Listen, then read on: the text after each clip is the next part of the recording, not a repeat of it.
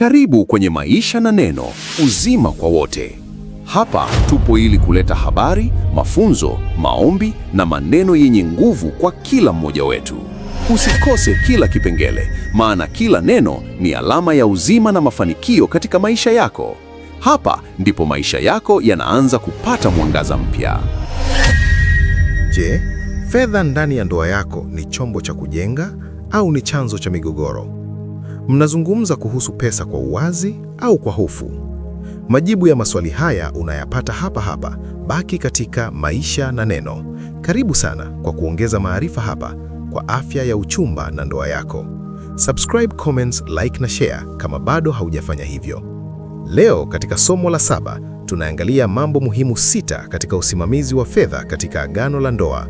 Je, fedha ya mume ni ya ndoa au familia na fedha ya mke ni za kwake mwenyewe? Tuanze darasa letu zuri. 1. Fedha ni chombo, si bwana. Biblia haisemi pesa ni mbaya. Inasema katika Timotheo wa kwanza 6 mstari wa 10, maana shina la mabaya yote ni kupenda fedha. Tatizo si fedha, tatizo ni moyo unaozipenda kupita agano. Ndani ya ndoa, fedha lazima ziwe mtumishi, si bwana. 2. Chanzo cha migogoro ya kifedha. Migogoro mingi ya pesa hutoka katika kutokuwa na uwazi, matumizi ya siri, tofauti ya mitazamo, mwenye kuzibana dhidi ya mwenye kuzitumia, kukosa mpango. Biblia inasema katika Mithali 21 mstari wa 5, mipango ya mwenye bidii huleta faida. Bila mpango, pesa huleta presha. 3. Uwazi wa kifedha. Ndani ya ndoa, hakuna pesa yangu na pesa yako kwa roho ya siri. Kuna uwajibikaji wa pamoja. Hii haimaanishi kila mtu apoteze uhuru wake, lakini inamaanisha hakuna siri zinazovunja uaminifu. Biblia inasema katika Luka 16 mstari wa 10, aliye mwaminifu katika lilo dogo, uaminifu wa fedha hujenga uaminifu wa moyo. 4. Bajeti ni mpango wa amani.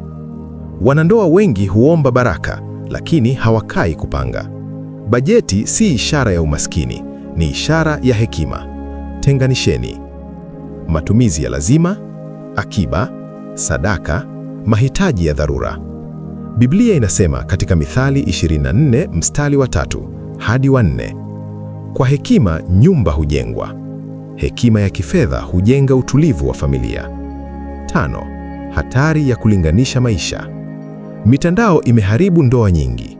Unaona safari za watu, nyumba za watu, sherehe za watu, halafu unaanza kumlazimisha mwenzi wako kuishi maisha ya ushindani. Kumbuka, ndoa si mashindano ya kijamii, ni safari ya kiagano. 6. Fedha na uongozi wa kiroho. Fedha pia ni eneo la ibada. Je, mnatoa sadaka? Mnampa Mungu nafasi katika uchumi wenu? Biblia inasema katika Malaki 3 mstari wa 10, leteni zaka kamili. Baraka si tu mapato mengi, ni amani katika kidogo. Hitimisho. Wapendwa, fedha zinaweza kuwa baraka au zinaweza kuwa moto, lakini moto hauleti madhara kama uko ndani ya jiko lililodhibitiwa. Wekeni uwajibikaji, uwiano, uwazi, maombi. Fedha zitumike kujenga ndoto, si kuharibu agano. Tafakari kwa upole, mwanafunzi mwema. Je, tunazungumza wazi kuhusu fedha? Je, kuna matumizi ya siri yanayoweza kuharibu uaminifu? Je, tuna bajeti ya pamoja au tunaishi kihisia? Je, tunamshirikisha Mungu katika uchumi wetu? Je, fedha zetu zinajenga amani au presha? Rafiki yangu, hili ni somo la kuweka amani katika eneo muhimu sana. Usikose somo la 8 linalofuata. Hapa tutajifunza maamuzi na uongozi wa familia. Mahali popote ili kuwepo na utaratibu mzuri huhitaji uongozi. Hivyo hata katika ndoa inahitaji uongozi. Ndoa ni taasisi na wenye taasisi hiyo ni mume na mke pamoja na Mungu aliyewaunganisha. Sasa ninaweza kukuombea, mwanafunzi mwema. Baba wa mbinguni, tunakuja mbele zako kwa unyenyekevu na shukrani nyingi. Tunakushukuru kwa neno lako linalotuongoza katika kila eneo la maisha yetu, hata katika eneo la fedha na rasilimali ulizotukabidhi.